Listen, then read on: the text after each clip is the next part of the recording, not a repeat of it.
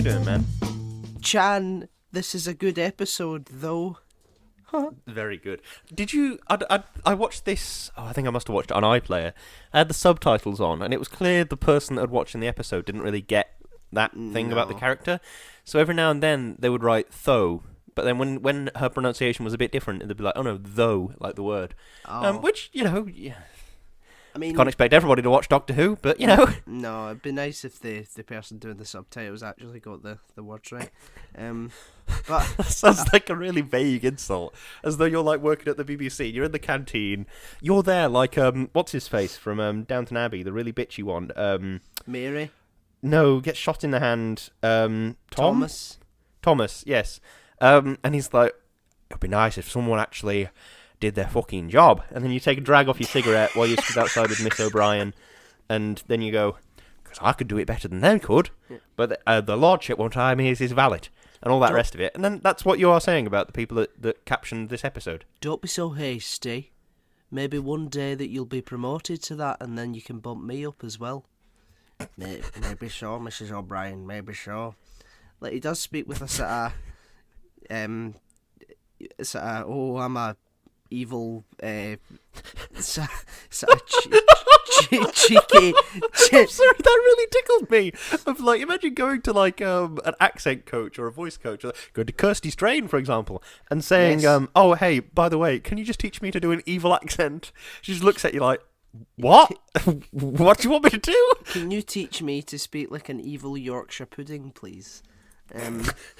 That's what how Thomas speaks would be like if like a Yorkshire pudding company did like their own like Cocoa Pops advert, and there's like the evil undercooked Yorkshire pudding. He talks exactly like that. He's like, "Oh, you'll never cook me. No one will be having me for the tea this Sunday." It's like, you've said enough, Mr. Undercooked Yorkshire pudding. Get in that fucking oven. was it Warburton's that they got Robert De Niro in for their adverts? And he's like, I think it was Warburton's or Hovis or one of those big bread companies, because they made New York style bagels. So they got him in and was like, "Oh, it's like a New York gangster movie about bread." And it's very weird. God. But yeah, maybe it'd be like that. They get Thomas in and say like, "I like making Yorkshire puddings, except for this one that's just fucking undercooked." So he's just there screaming at a Yorkshire pudding, and everybody's watching the advert like, is this supposed to make me want to buy Yorkshire puddings? Because at the minute, I'm just terrified. Absolutely. That's the ad campaign the Yorkshire puddings need to undertake now. Yeah, so now that we've established that, what episode of Doctor Who are we talking about? We're talking about Season 3, Episode 12, Utopia. Ooh. Yes, and it was written by the big man himself, Russell T Davies, and it was directed by Graham Harper, and it is starring David Tennant, Freema Agyeman, Derek Jacobi, and loads of other people. So Yeah, they're all knocking about doing some acting. They're all... I said to Danny before we started, God, this is a dirty episode. Because it is a dirty episode. There's loads of people knocking about, being all dirty, just being like, "Oh, bloody hell, I need a shower." That's the vibe I get watching this episode, is that they said to the supporting artists, "Can you come in and not have a shower for the couple of days before you come in, please? Just to really method it up, can you not have a shower?" Yeah, thank God that Lewis is like himself isn't like a companion for Doctor Who, because like, while these people are trying to like escape Armageddon, he just shows up like a fucking misophobe and is like, get that fucking cleaned, you dirty. That's a child, Lewis. I don't give a shit. Look at this. Put it in the washing machine. The skies are made of diamonds. You'll not be seeing any fucking diamonds if you don't wash your hands, son. I mean, because if you touch a diamond with your dirty, dirty fucking hands, then the diamond will be dirty. How do you eat in this place? God! Are you cleaning the cutlery? You're not? Oh my God! living in filth. I'm there like Carson, going through his little silverware cupboard, just like polishing little bits of silverware. And everybody else is like, "Lewis, we're going to go to Utopia. It's like the heaven at the end of the universe. Are you coming with?" And I'm like, "No, just let me finish polishing this candlestick and then I'll get on with you." I know. "But Lewis, we're not taking it with us." "Yeah, I know. Can you not see how much stuff I have to clean? God's sake. My job appears to be mostly standing around shouting at people and then cleaning silverware. I know. My job appears to be incredibly aristocratic for someone who doesn't have an aristocratic job. Massive homophobe and a terrible husband. But for some reason Downton Abbey keeps coming up. Right, we've got an opening statement for Utopia. Yes, an excellent introduction to a 3-part finale that talks about immortality, human fallibility, and the characterization of our titular Time Lord. Okay. Derek Jacobi! I love him! He's great, and he's in this episode. I love his performances just in general, and he's brilliant in this episode as Yana and as the Master. In general, though, I do adore this episode so much. It gives me that wonderful feeling of the Doctor being like human's greatest cheerleader. Just like, look at you go! You're doing stuff! Look at you! I don't know, it's really nice in a funny way. And then it's also chilling on the other end of the scale. It's like, the future kind. We will evolve to have pointy teeth and facial tattoos. It's all a bit scary. I mean, it's not really much of an evolution, really, is it? Because it's literally just them with pointy teeth. It's if they were I suppose evolution takes a really long time, I guess. Excuse me. It's also a bit weird to consider. Oh, go on. It's all this dirt in Utopia that's making me cough. It's getting up your nose. You're all bunged up. Yeah. I imagine? Right. Do you reckon there's like humans at the end of the world, at the end of the universe, that are there with a nail file, filing down their teeth to try and appear as though they're like the future kind? Are they trying to appear, or are they trying to make it easier to eat human beings? Oh, I don't know. Because the teeth that humans have, as in me and you, they're good at eating food. Yeah, but not tearing the flesh off of Yeah. Well, because I feel like the idea of human teeth being flat is that you can get your teeth into something and then pull with your neck muscles. But we're so not. You're probably better than you think, I reckon. I mean, I've never eaten a guy, so I don't know. No. But we're not adapted to actually consume human flesh. No, I suppose we're not. I reckon the biggest hurdle would probably be like, you've eaten raw flesh, now you've got salmonella or dysentery and all the rest of it. It'd probably be making fire or having a more robust digestive system. Yeah, maybe they've evolved to eat human flesh. Yeah, maybe. They are what we will become. Oh. Wait, what? So, wait, how does that... How are you not them now, then? That's a good point. Yeah, if evolution takes so long, have the future kind been like sucked into a black hole where time passes faster and then spat back out the other end, and now they're on this planet at the end of the universe? I mean, to be fair, I do feel that when people say, if evolution's real, how come there's monkeys still about? That's true, yeah. So maybe that doesn't make sense. By the way, we are not related to chimpanzees. We're related to a common ancestor of chimpanzees.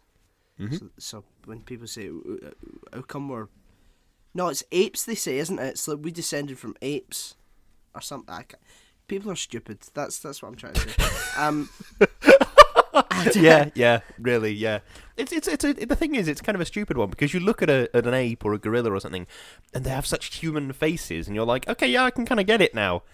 Oh, they're not? Oh, okay. It's weird because there's some part of your lizard brain that's right at the center of your human brain, and it's just trying to say to you, no, look at the evidence in front of your eyes. That's what you can trust.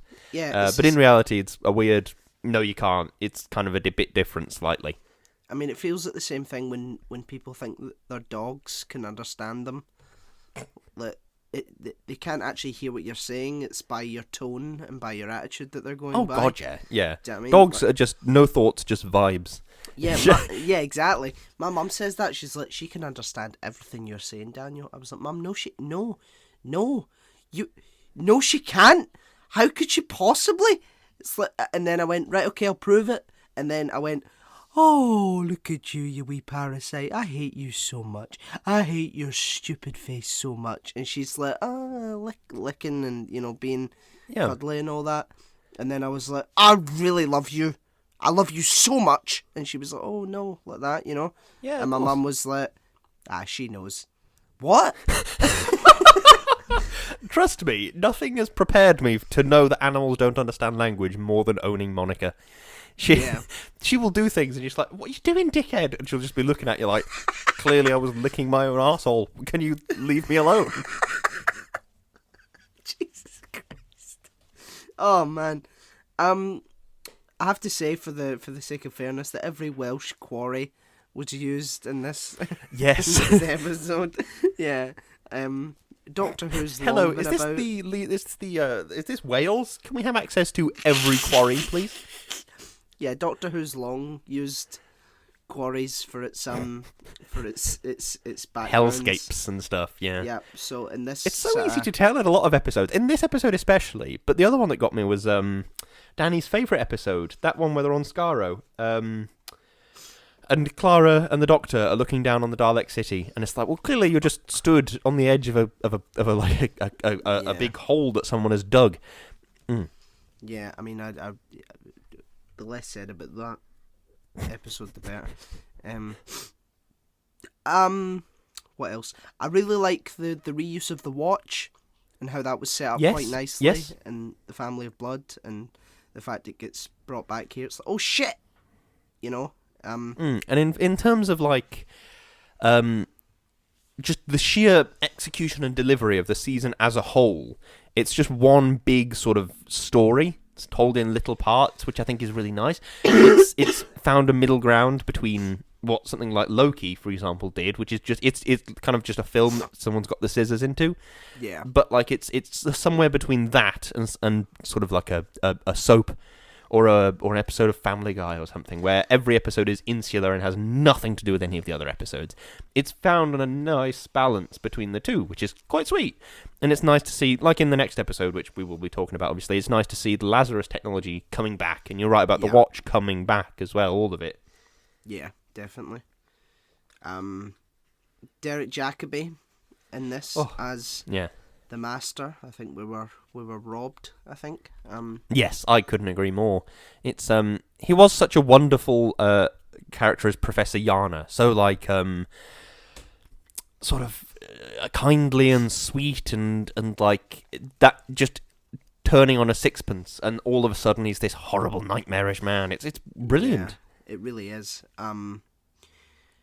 I saw it from behind the scenes or something, and Derek Jacobi was like, I would have liked to explode my character as the Master, but I wasn't allowed to. So I think he felt disappointed, because he obviously came back and did Big Finish and stuff like that as well. So if you're into that, go have a listen. It's one of the stupid things of my life that I love that Big Finish are forever just hoovering up the bits of Doctor Who that the BBC don't want to do, and yet the fans are just like, oh, this would be really good actually.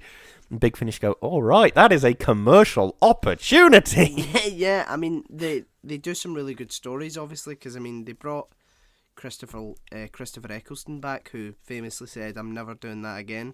You know, so that was... They must be doing something right. But yeah, what else? There's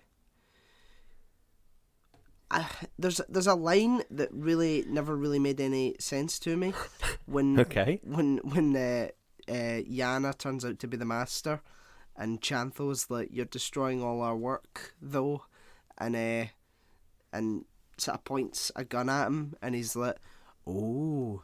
Now I can say I was provoked. Who's he saying that to? Exactly? I suppose to Chantho, because the idea is that it's like, oh, she had a gun, I didn't know what she was going to do, and maybe he didn't know he was going to sort of why would just come out and out as the Master, and he was trying to be just like, oh no, I'm still poor old Professor Yana, and I'm just here, and I'm just being Professor Yana, doing me Yana thing, and all the rest of it. To who though? Because to the Doctor and to Jack and to well, they Martha. already know, because he's like closed the door, and the Doctor's figured it out. Oh, that's true, but I suppose he could have sort of. I would imagine maybe the future kind were like got there too quickly in a funny way, and they sort of overran his plans. So he was like, "Oh fuck, I can't deceive him. Then I've got to just be out and out the Master." But then again, it is a very the Master thing to always have a backup plan. Always have sort of 5 or 6 plates spinning, because then if you drop one, it doesn't really matter. So maybe it's just that's something he's got in his mind for on the off chance they come up, and I'm still tottering about being Professor Yana. Then maybe I'll be able to deceive them. Yeah, I mean, there's a plot point in the next episode that gets dropped super fucking quick.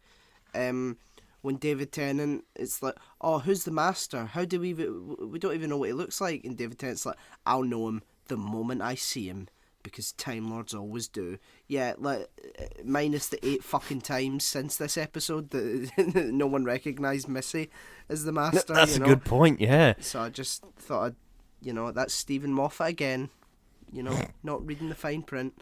Yeah, because Peter Capaldi ends up kissing Missy at one point, doesn't he? So yeah, you'd think he'd at least notice during that palaver. Yeah, she convinces him that she's a fucking robot, like, the entire time, and then at the end, like, she's like, oh, I'm a time lady, and he's like, which one? It's like, sorry? Who the fuck do you think it's going to be, pal? Who is the only Time Lord that has consistently used the fucking Cybermen and is a psychopath? Do you know what I mean? It's, yeah, it was really weird, that reveal, but we'll get to that. Yeah, so... Sorry, I'm just off daydreaming. I liked the use of the vortex manipulator, just as something a bit stupid that was just thrown into Doctor Who. Space Hopper. Something that was sort of thrown away a bit trashily in the first sort of appearance of Captain Jack. It's like, oh yeah, this is my time machine. Don't think about it very much, and then don't think about this. But I do like that they brought it back and revamped it a bit, and it's like, no, there is some underlying technological element to it that that the Doctor knows about intimately, but Captain Jack doesn't. I quite like that, which is quite nice. Yeah. Cheap and nasty time travel. Yeah, so as an opposite number to David Tennant, we get John Sim as the Master. Yeah, who I quite liked as the Master. Yeah, very good. He has a nice sort of psychotic, messy, unhinged vibe. Yeah, which, I mean, is okay, I guess. Like, I guess this was the start of, like, characters who are clearly insane, but still have the capacity to, like, have massive plans that, are incredibly complex. The thing I think I'm going to gently disagree with you. The thing I quite like about the John Sim Master is that the sort of insanity, as it were, is all a performance. On some base level, he sort of is like, he knows what he's doing, and he's a cold, calculating person, but he just has a moral compass that's very different to mine. And you can see that he makes these decisions. It's like, no, I genuinely think that humans should be exterminated. Yeah, I think that'd be a good time. No, he genuinely way. Believes that, and then sort of insanity is like a performative aspect to instill fear, and you know what I mean. You think that his motivations are ideological rather than just, I want power and I'm incredibly. Yeah, don't get me wrong. I don't think he's like. I don't think he has political opinions. But I think he's like. Yeah, I think humans. I think I should get rid of them. I think I want to be the chief in charge of everything, sort of thing. I think that's why he does it. He has a reason for it. It's not that he's just doing stuff and this happens to be the consequences. Well, I mean, I know that he wants, like, domination, right? But let's see in the next episode when he's like, remove 1/10 of the population. It doesn't seem like it's very, doesn't seem like, oh, it's finally I can remove, like, he's not like Thanos, he's not like, oh, I can finally remove. That's true, yeah. He's just like, I suppose the humans are a means to an end, aren't they? To, like, for him to make the black hole engine rockets or whatever, to chuff up to space and make the new Time Lord Empire. Yeah, it just seems like to be saying to his wife to, like, feel, like, sexy or whatever. He's like, should we decimate them? That's a nice word. Decimate. It's like, comes more across like a psychotic David Brent than he does like a mastermind, But maybe. I mean, we know that he thinks that human beings are inferior, because why wouldn't he? From his obvious psychopathy to the noise in his head. You know, he's not a very big humanitarian. Let's put it that No, he's way. not. And I do like that he sort of what's the word I'm looking for? The only thing in the world that I think is actually real to him is his relationship with the Doctor. It's like everything else is just circumstantial. But he's aware of the fact that the Doctor is this great old friend, and what's it? Is he that couple with the dog? You're the dog. He knows that it's him and the Doctor are sort of this inseparable bond in a very funny way. I just want to talk about that.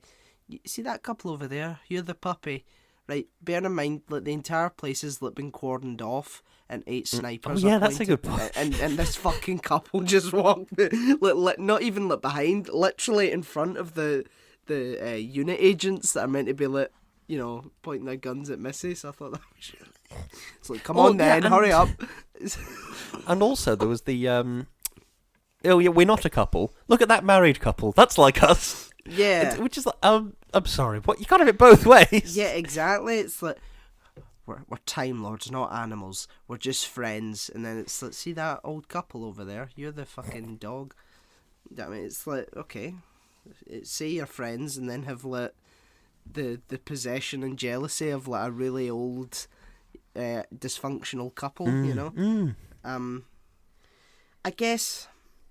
Do you prefer them as like a sort of quasi relationship, or like just really old friends that have an understanding and will fight each other to the death? I don't like them being romantically intertwined, because it seems like something that Time Lords, I don't know, the way that they talk about, like, I don't know,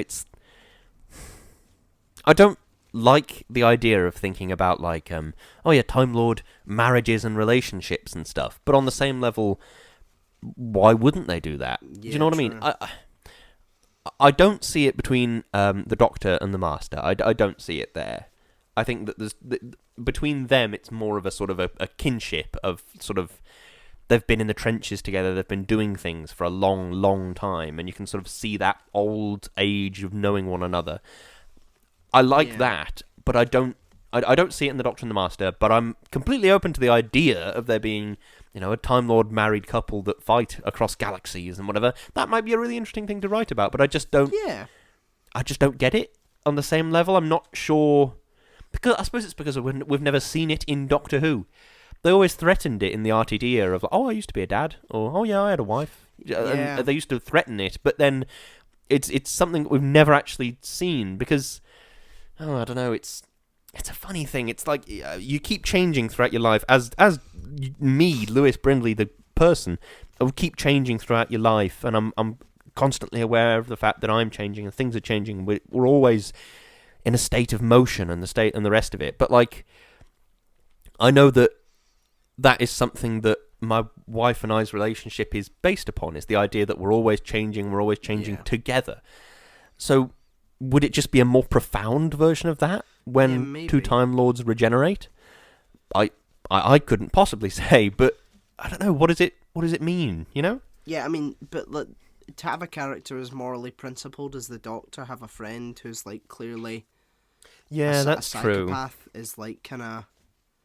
Because it would imply that the Doctor also thinks, oh, well, I suppose it's not that bad. All these things he's doing, all these murders, I suppose it's not that bad. It's kind of like having a family member that does like bad things, and like continuously making excuses for them. You know, it's like I doubt. Oh, that's just Uncle Greg. He's a massive racist. Yeah, it's like the Doctor has had previous where like he screams the face off of like toxic family members.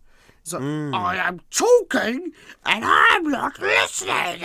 You know, it's like, so this guy, you know, he's clearly a piece of shit, but like in terms of like measurable harm to the world versus the Master, like this guy gets much less consideration than a genocidal psychopath, you know, which is a bit strange, but I suppose it's, you know, they're the last of their species, literally the end of the line, which creates a stronger kinship, I guess. And it's like, we're both not perfect at all, but I suppose it is that sort of that sort of toxic sort of family relationship of like, Yeah. oh well, you can't get rid of your family. You don't choose them; they're just there. You've got to spend time with them and all the rest of it, which is bollocks. Walk away from a toxic family member.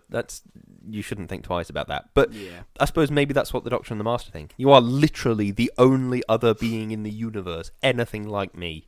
Yeah. I have to know. I have to talk to you. I have to be with you. I can't possibly imagine a life where we are not talking or not Yeah. battling or whatever.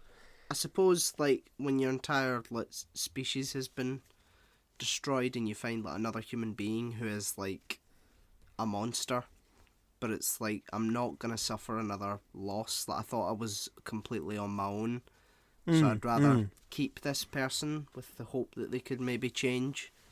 But if not, then I'll look after them, you know. Which I suppose is fine. I guess it's a good. But we've went way ahead of schedule. We have a bit, yeah. I've only really got the one note left. Is there's a bit of a throwaway line in this episode. I can't remember who says it. Something about the implication I always get when I watch the episode is that Time Lords were sort of drafted into the Time War, and the Master was drafted in as the perfect soldier for a Time War. Okay, yep. And then later on, I completely forget the interaction now, so you're gonna have to either help me or call me a cunt. But Yeah. it was something like, we would have escaped if you were a human. You would have been able to hide. It's like, well, okay, so in that case, how do you know there's not an infinite number of Time Lords out there? If they all have access to this chameleon arch technology, how do you know plenty of people haven't done this? They're all standing on a planet somewhere as just some guy. Do you know what I mean? And then it does actually, now I've said it out loud, this makes even more sense. The Ruth from Doctor Who now, with the last year or the year before, whenever that was. Yeah. That was just a human. And then, oh, she's the Doctor, way. Yeah, true. Do you know what I mean? It's, so I feel Plenty. the Doctor would probably become massively concerned at everything around him. Do you know what I mean? Do you want to hear a potentially hot take? Hit me. The Doctor treats him being the last of the Time Lord the way Matt Lucas's character does about being the only gay in the village. Like, I'm afraid that's immediately lost on me. I don't know what that means. So it's in Little Britain, and this character is like, I'm the only gay in the village, and then other gay people show up, and it's like, oh, David, this is Pete. He's gay as well. To try and introduce the two of them, and maybe form a romantic relationship. And David is just raging because he's like he likes just being the only person, and it's like, oh, woe is me. And this he poor likes the sort of guy's mystique it brings him. Yeah, he's like, hi, I'm Pete, how you doing? And he's like, you're not gay and all that, and just completely and utterly homophobic to this guy who's just trying to get along with everyone. So that's David Tennant has found out that there's other Time Lords that say, nah, you're not. No, he's just some bloke. No, I don't think so. He's just some bloke. I was human. No, you weren't. Yeah. I mean, David Tennant's Doctor's got a few toxic traits anyway, He's very arrogant, and he likes to go into a big monologue about the Time War, I suppose. So maybe this finally explains it, Lewis. I've dumped your theory. He's in cracked one it. Go. Yep, absolutely. But I think I'm out of notes. I think I am also out of notes, I'm afraid. Have you got a closing statement? It's a good episode, isn't it? Yep, good episode. We were robbed of Derek Jacobi as the Master. We were. Thank you and good night. Yes. Good afternoon, good evening. Right, shall we do some shilling? Yeah, go on then. Okay. Dare you. We all have Linktrees. Lewis's Linktree is linktr.ee/Lewis_Brindley. Mine's is /O'Hiram, and the podcast is /Shouting Into the Void. There you will find our socials, our Instagram, our Facebook, our YouTube. Go give us a subscribe, a like, a comment, and have a good time. Yeah. And we also have a PayPal donate button, so anything you can spare, anything at all, would be greatly appreciated. We also have Patreon, and we want to take the opportunity, as we do every week, to thank our wonderful, wonderful patrons. Chloe. Thank you. Darius. Thank you. Peter. Thank you. Aditya. Thank you. Natalie. Thank you. And Dougie. Thank you, one and all. You really do make the podcast possible, and that means a hell of a lot to us. It means a lot that we are able to make this show because we really enjoy making it, so thank you. Yes, thank you. We also have merch on Teespring and Redbubble. Christmas is literally around the corner now, finally. It is. Get yourself a mug, a jumper, a t-shirt, a tote bag, socks, stickers, all sorts of shit. Get over there and start spending your money. That's what Christmas is all about, folks. Spending money! Oh, let's all eat till we're sick. And What's that from? it's I think Simon said that. Oh, Simon, right. Simon Lowe, friend of the show. I think he was talking about Christmas or something, and he was like, "Oh, Christmas, let's all eat until we're sick and spend time with family and all that." Doesn't sound too bad, does it? There's worse things that could. There are, yeah. Yeah. Make yourself a Christmas mac and cheese, carve it in front of everyone, and everyone will say, "Lewis, that's pasta. Why do you have that big knife?" And then they suddenly realise that I'm not here to cut the pasta, I'm here to kill them. Yeah. They realise that it's actually a bloodbath, I've barred the doors, and they're all going to die. Yeah, Lewis has become the future kind. And Derek Yes. Jacobi pops up. It's like Lewis, hungry! It looks as if.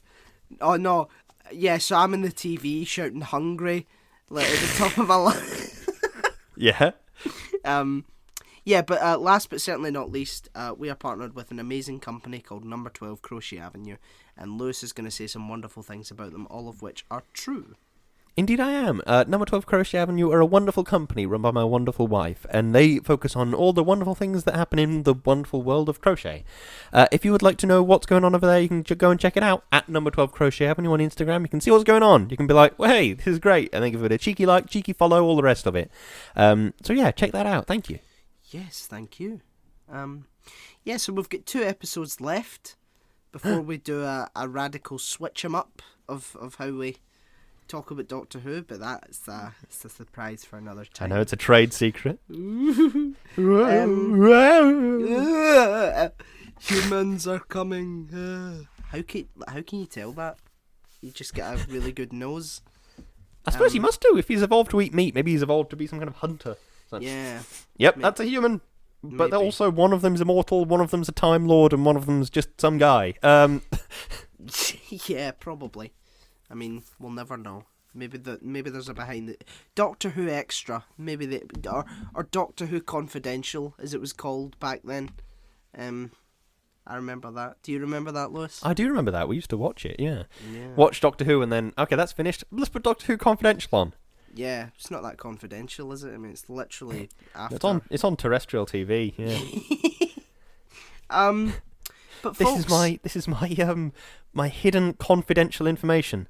Lewis, I'm afraid you're broadcasting it to the nation. this is my favourite. This is my confidential information on BBC One. But what can you do, folks? Thanks so much for listening, and we will see you, hear you, smell you, literally smell you, and eat you for dinner next time.